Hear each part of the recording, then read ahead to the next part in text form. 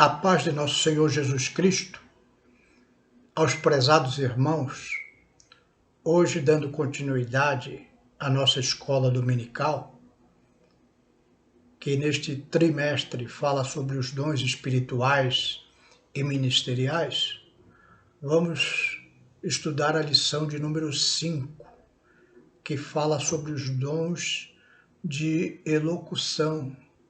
A palavra elocução quer dizer a manifestação oral, verbal. Eu prefiro usar uma palavra mais simples, verbal. Então vamos falar sobre os dons verbais, aqueles manifestos pela palavra falada. O texto bíblico que nós vamos usar como referência é 1 Coríntios 12 e 10, que diz assim a palavra de Deus: e a outro a operação de maravilhas, e a outro a profecia, e a outros dons de discernir os espíritos, e a outro a variedade de línguas, e a outro a interpretação das línguas. Vamos fazer uma oração pedindo a bênção de Deus sobre o nosso estudo. Senhor, meu Deus, aqui estamos, Senhor, diante da Tua palavra santa, Senhor, estudando sobre esses assuntos acerca dos dons espirituais que servem para a edificação da Tua igreja, Senhor. Por isso precisamos entendê-los, dada a Tua graça, orientação do Teu Santo Espírito. É o que te pedimos em nome de Jesus. Amém. Recapitulando para os irmãos, os estudiosos dividem os 9 dons do Espírito Santo, arrolados lá em 1 Coríntios 12, a partir do verso 8, em 3 categorias: dons de revelação, que estudamos na lição 3, palavra da sabedoria, palavra do conhecimento, discernimento de espíritos; os dons de poder, que é fé, curar e operação de milagres, que estudamos na lição passada, a lição de número 4. E hoje vamos estudar sobre os dons verbais, profecia, variedade de línguas e interpretação de línguas. Esses 3 dons se encontram nesse versículo que acabamos de ler, versículo 10 de 1 Coríntios 12.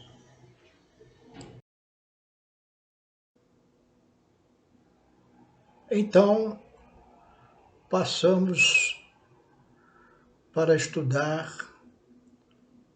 esse primeiro dom dos dons verbais, que é o dom de profecia. Nós precisamos entender algumas coisas.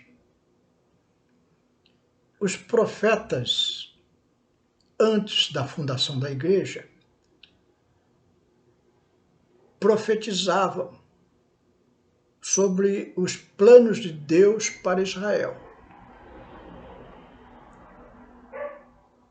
E para a humanidade. Por exemplo, lá em Isaías 59, versículos 19 e 20, então temerão o nome do Senhor desde o poente e a sua glória desde o nascente do sol. Vindo o inimigo como uma corrente de água, o Espírito do Senhor arvorará contra ele a sua bandeira. E virá um Redentor a Sião, e aos que em Jacó se converterem da transgressão, diz o Senhor. Lá em Romanos 11, 26, o apóstolo Paulo usa essa profecia para esclarecer que todo Israel no futuro será salvo. E assim, todo Israel será salvo, como está escrito. De Sião virá o libertador e desviará de Jacó as impiedades. Então, profecias sobre a vinda futura do Messias de Israel, profecias sobre a salvação do povo de Israel, tudo coisas que iriam acontecer num futuro longínquo, como, por exemplo, as profecias de Daniel, lá no capítulo 2, verso 28, Daniel fala para Nabucodonosor: mas há um Deus no céu, o qual revela os mistérios. Ele, pois, fez saber ao rei Nabucodonosor o que há de acontecer nos últimos dias. O teu sonho, as visões da tua cabeça, que tivestes na tua cama são estes. E ali ele começa a revelar a profecia de Deus que usou o sonho do rei Nabucodonosor para mostrar os impérios que viriam no futuro até a vinda de nosso Senhor Jesus Cristo para estabelecer o seu reino na terra. Então, as profecias antes da fundação da igreja falam de tempos futuros. Nós falamos na lição 3 sobre o dom da palavra do conhecimento, um dos 3 dons de revelação. E ali, esse dom da palavra do conhecimento fala dos planos de Deus para o presente, para o dia de hoje. Por exemplo, lá em Atos 9, 10 e 11, nós vimos que Jesus aparece a Ananias. Diz a palavra de Deus: e havia em Damasco um certo discípulo chamado Ananias. E disse-lhe o Senhor em visão: Ananias. E ele respondeu: eis-me aqui, Senhor. E disse-lhe o Senhor: levanta e vai à rua chamada Direita e pergunta em casa de Judas por um homem de Tarso chamado Saulo, pois ele está orando. Então agora, no dom da palavra do conhecimento, Deus dá um pequeno conhecer do que está acontecendo e dá uma orientação. No caso de Ananias, era para Ananias ir na rua direita, na casa de Judas, e falar com um homem chamado Saulo, que veio da cidade de Tarso. E ali, Deus vai usar Ananias para mostrar ao futuro apóstolo Paulo os planos que ele tinha para ele. Em Atos 11, 11 e 12, nós vemos a mesma coisa acontecendo com Pedro. Diz lá o apóstolo Pedro: eis que na mesma hora pararam junto da casa em que eu estava 3 varões que me foram enviados de Cesareia, e disse-me o Espírito que fosse com eles, nada duvidando.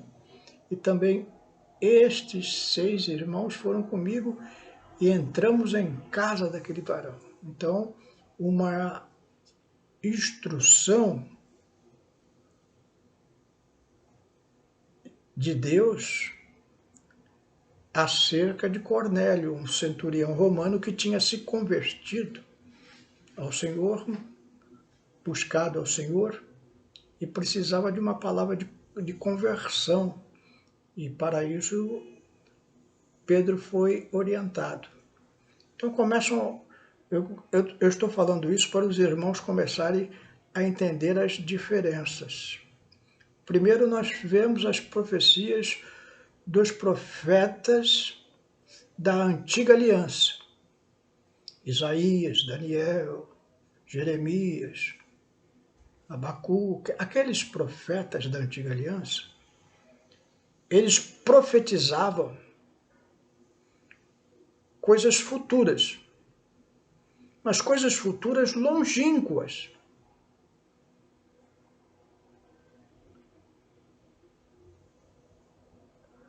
Deus vai estabelecer um reino em Sião.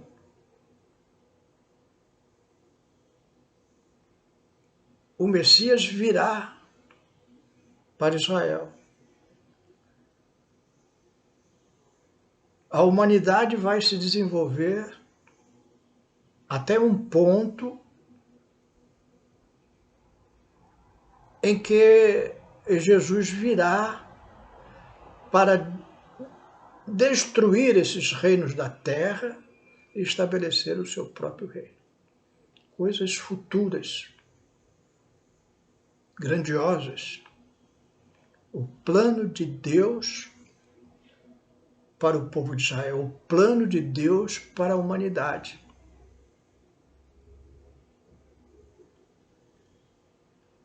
A palavra do conhecimento também vem de forma sobrenatural, como a profecia dos antigos profetas. Mas agora, com uma orientação para o dia de hoje, vai na casa de Judas e fala com um homem chamado Saulo. Vai Pedro na casa de Cornélio, um centurião romano, que está clamando por mim. Então, já percebemos uma diferença. E agora nos aparece aqui o dom de profecia. Profecia fala do futuro. O dom de profecia é um dos 9 dons do Espírito Santo.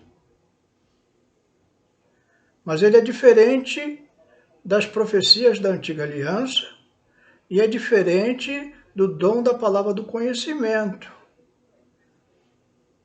O dom de profecia fala de um futuro, mas um futuro próximo. Não é para hoje, nem é para um futuro longínquo, mas para um futuro próximo.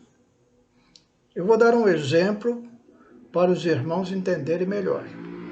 Lá em Atos 21, verso 8 e 9, diz assim. Melhor dizendo, eu vou ler até o 14.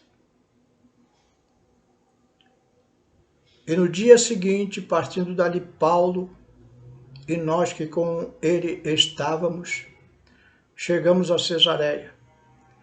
E entrando em casa de Filipe, o evangelista, que era um dos 7, ficamos com ele. Lucas está falando aqui que Filipe era um dos 7 diáconos separados lá no início da igreja. E Filipe diz no versículo 9, este tinha 4 filhas virgens que profetizavam. Está falando do dom de profecia. Verso 10 continua. E demorando-nos ali por muitos dias, chegou da Judéia um profeta, por nome Ágabo, um servo de Deus que era usado no dom de profecia. E vindo ter conosco, continua Paulo, tomou a cinta de Paulo, ou continua Lucas, melhor dizendo, tomou a cinta de Paulo e ligando-se aos seus próprios pés e mãos, disse, isto diz o Espírito Santo, assim ligarão os judeus em Jerusalém o homem de quem é esta cinta, e o entregarão na mão dos gentios. E ouvindo-nos isto, rogamo-lhes, tantos nós como os que eram do lugar, que não subisse a Jerusalém. Mas Paulo respondeu: que fazeis vós chorando e magoando-me o coração? Porque eu estou pronto não só a ser ligado, mas ainda a morrer em Jerusalém pelo nome do Senhor. E como não podíamos convencê-lo, nos aquietamos, dizendo: faça-se a vontade do Senhor. Então nós vemos ali Lucas relatando que foram à casa de Filipe, onde 4 filhas de Filipe eram usadas no dom de profecia, e apareceu um irmão, Ágabo, que também era usado nesse dom. E aí o irmão Ágabo recebe uma revelação do céu. O Espírito Santo revela a Ágabo que Paulo ia ser preso em Jerusalém. Futuro, profecia de coisas, são coisas que vão acontecer no futuro. Mas esse futuro aqui do dom de profecia, ele não está longe como as profecias de Daniel, como as profecias de Isaías. Essa profecia está para se cumprir dentro de algum tempo muito breve. O apóstolo Paulo, se você for para Jerusalém, você vai ser preso. É o que me diz o Espírito Santo. Assim falava Agabo. O apóstolo Paulo, ele e os irmãos, quando escutaram aquela profecia, tentaram demover Paulo desse intuito de ir para Jerusalém. Mas Paulo já estava preparado para morrer, para ser preso, morrer em nome de nosso Senhor Jesus Cristo, e continuou na sua missão de levar o Evangelho para todo mundo, porque o livro de Atos vai mostrando exatamente esse plano de Deus. Pregai o Evangelho a todo mundo. O livro de Atos começa com os apóstolos iniciando a igreja em Jerusalém. Depois vão para a Judéia. Felipe vai para Samaria, um pouquinho mais longe, até que é levantado Paulo e Barnabé para a obra missionária. Saem de Damasco, o Evangelho já chegou lá em Damasco, e vão por todo mundo, e vai acabar o livro de Atos quando Paulo chega preso a Roma. Roma era o centro do império. Chegando a palavra de Deus em Roma, evidentemente, ela vai se espalhar por todo mundo conhecido. Então, essa profecia foi uma profecia, ou seja, foi algo que iria acontecer no futuro, mas era um futuro próximo. Podemos ver isso lá também em Atos 11, 27 e 28. Diz assim: naqueles dias desceram profetas de Jerusalém para Antioquia, e levantando-se um deles por nome Ágabo, dava a entender pelo Espírito que haveria uma grande fome em todo o mundo. E isto aconteceu nos tempos de Cláudio César. Então nós vemos aqui que o profeta falou de uma grande fome. Queria acontecer quando? Hoje? Não. Queria acontecer naquele dia que eles estavam ali? Não. Iria acontecer no futuro próximo. E aconteceu. Aqui está relatado que a profecia se cumpriu no tempo de Cláudio César. Um tempo um pouco após a profecia ser proclamada. Então, voltando a recapitular. Antes da igreja, haviam profetas. Esses profetas profetizavam coisas que iriam acontecer em futuros distantes. Com o estabelecimento da igreja, começou a se manifestar na igreja os dons do Espírito Santo. Porque estamos no período da graça, em que o Espírito Santo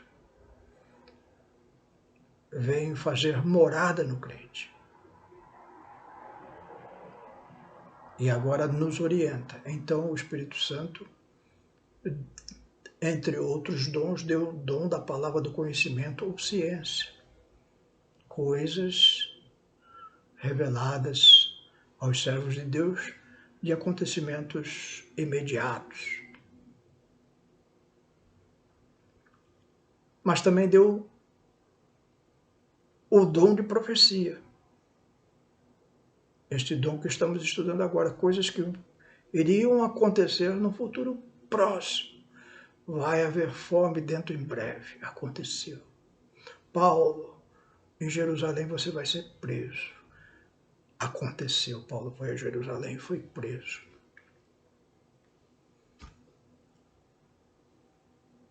Como identificar um falso profeta? Moisés, no livro de Deuteronômio, ele nos dá uma instrução a respeito. Lá no capítulo 18, verso 22, diz assim: quando o profeta falar em nome do Senhor, e esta palavra não se cumprir, nem suceder assim, esta é a palavra que o Senhor não falou. Com soberba a falou aquele profeta. Não tenhas temor dele. Então, Moisés, ele dá uma instrução. Olha, a profecia, ou seja, aqueles acontecimentos futuros previstos pelos profetas, tem que acontecer. Se não acontecer, é soberba. Ele é um soberbo. Você não tem que ter temor dele. Vou dar um exemplo.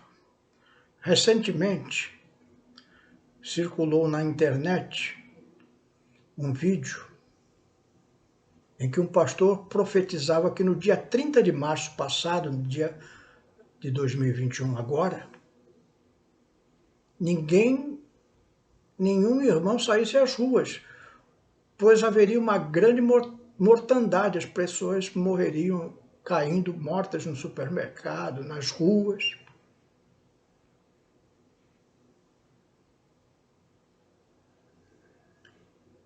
Essa profecia se cumpriu?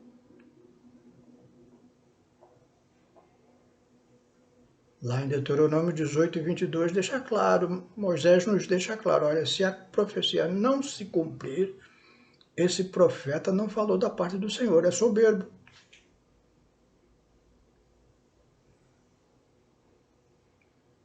Podemos julgar esta profecia?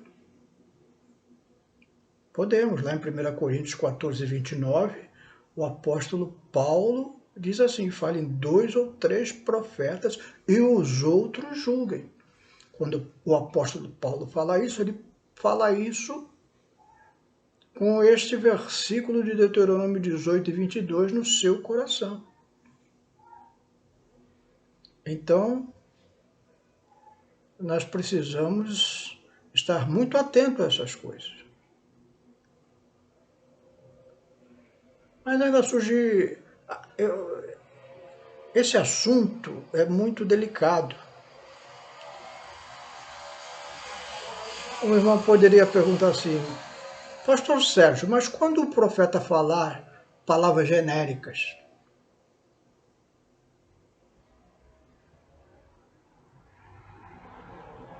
Juízes 6 e 12 diz assim: então o anjo do Senhor lhe apareceu e lhe disse: o Senhor é contigo, homem valoroso. Então, esse tipo, o Senhor é contigo, é homem valoroso, nós o ouvimos constantemente.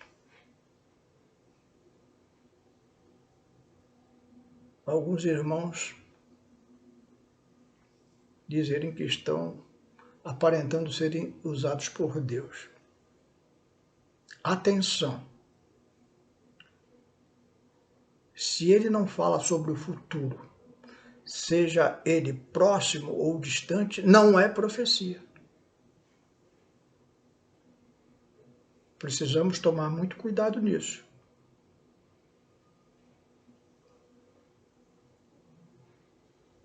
O Espírito Santo não é cartomante. Tudo que está revelado na palavra de Deus, tanto as profecias que profetizaram acerca de tempos distantes, tanto a palavra do conhecimento que foi dada aos irmãos na igreja, como Pedro,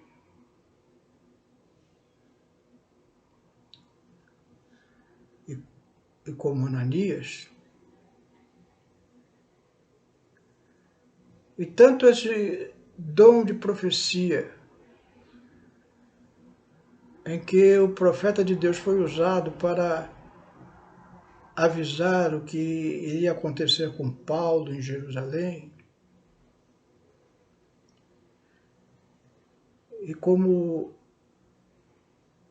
haveria fome no tempo de Cláudio César,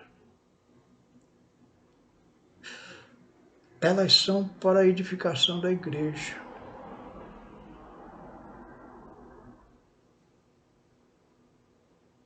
Não é para a edificação da minha pessoa, como profeta de Deus, mas alguma orientação da parte de Deus para que a igreja fique sabendo daquilo que vai acontecer no futuro, em relação à sua obra. Isso é muito importante. Por isso, nós precisamos estar atentos, como disse o apóstolo Paulo. Julguem essas profecias, à luz de Deuteronômio 18 e 22. Se a profecia se cumprir, é de Deus. Se não se cumprir, é soberba do homem. Vamos agora ver um pouco de segundo dom verbal, variedade de línguas. O dom de variedade de línguas e interpretação de línguas são mais fáceis de nós entendermos. A experiência na igreja é grande em referência a isso, pelo menos nas igrejas pentecostais. Tem uma diferença entre batismo no Espírito Santo e dom de variedade de línguas. O batismo no Espírito Santo é uma experiência que o crente tem quando ele é batizado no Espírito Santo e começa a falar em novas línguas. Mas ele pode ser batizado naquele dia e nunca mais falar línguas. Ou seja, não é usado pelo Espírito Santo no dom de variedade de línguas. O dom de variedade de línguas é constante na vida do servo de Deus.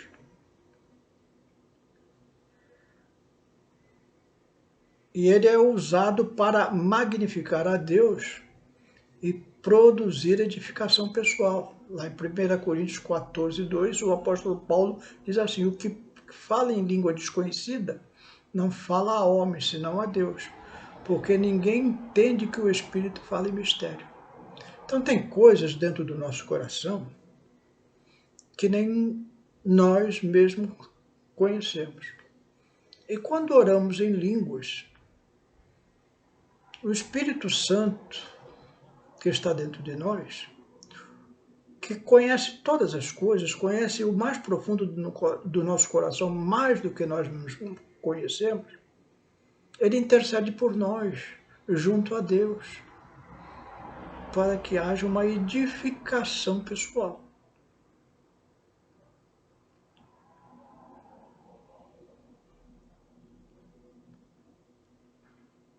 Mas também somos usados nesse dom para a edificação da igreja. Lá, nesse próprio capítulo 14 de 1 Coríntios, o verso 12 a 15, o apóstolo Paulo fala assim: assim também vós, como desejais dons espirituais, procurais abundar neles para a edificação da igreja.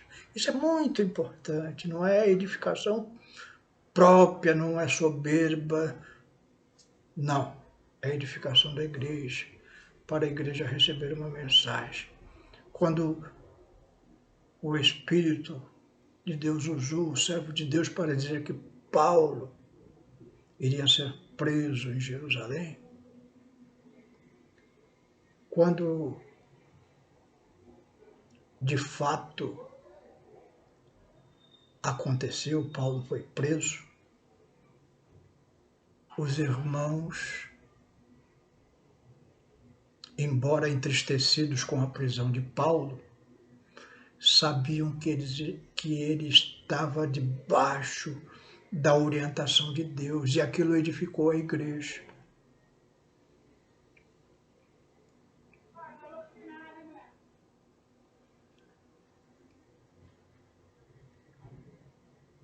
Versículo 13 diz assim: por isso, o que fala em língua desconhecida, ore para que a possa interpretar. Aí vem o terceiro dom verbal, que é o dom de interpretação de línguas. Porque se eu orar em língua desconhecida, diz Paulo no verso 14, o meu espírito ora bem, mas o meu entendimento fica sem futuro. Que farei, pois? Orarei com o espírito, mas também orarei com o entendimento. Cantarei com o espírito, mas também cantarei com o entendimento. Então, o que Paulo está falando assim, não devemos desprezar só falar em línguas, mas devemos orar também com o nosso conhecimento, pedir a Deus, interceder pelas pessoas que estão sofrendo, etc. E interpretação de línguas? 1 Coríntios 14, 5 diz assim: eu quero que todos vós falais em línguas, mas muito mais que profetizais, porque o que profetiza é maior do que fala em línguas, a não ser que também interprete, para que a igreja receba a edificação. Então, a interpretação de línguas depende de duas pessoas. O dom de profecia é uma pessoa só. Ágabo profetizou. A interpretação de línguas precisa de dois irmãos. Um fala em língua e o outro interpreta o que o outro falou em línguas quando for uma profecia para a igreja, para que a igreja receba, haja edificação. Quando eu oro em línguas só para mim, isso não quer dizer que isso seja egoísta. Não. É o que o Espírito está dando no momento. Mas eu edifico só a minha pessoa.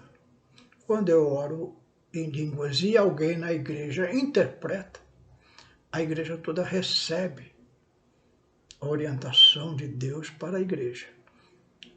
Coisas futuras. E a interpretação equivale à profecia. A diferença é que aqui duas pessoas são usadas. Para nós concluirmos, eu quero ler 1 Coríntios 14, 39 e 40. Portanto, irmãos, procurai com zelo profetizar e não proibais falar em línguas, mas faça-se tudo decentemente e com ordem. Então, a meninice também não deve ser tolerada na igreja. Faça-se tudo com decência e ordem, mas dá liberdade para que o Espírito Santo use os irmãos da maneira que lhe melhor convir para a edificação do corpo de Cristo. Amém? Vamos orar, meus irmãos, agradecendo a Deus por essas orientações tão ricas da sua palavra. E oremos para que Deus possa nos usar nesses dons. E a igreja receba muita edificação. Senhor, meu Deus, te damos graças, porque não estamos sozinhos. Teu Espírito Santo, através dos seus dons, desses 9 dons, capacita a igreja a realizar obras que só o teu Filho realizou aqui na terra. Abençoa a tua igreja, Senhor, que nós possamos usar esses dons do teu Espírito em profusão, Senhor.